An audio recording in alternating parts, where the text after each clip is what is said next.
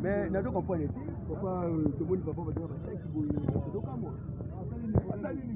Oui, tout le monde va passer au bas, mais il y a bouille. Donc il y a pas ça qui n'a rien, mais nous comprenons.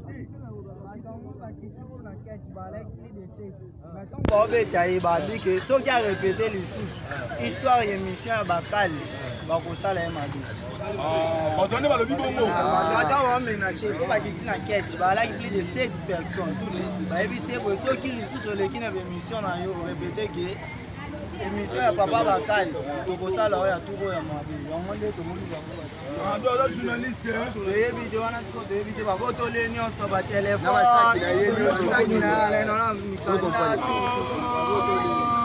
Donc, éviter ça, problème.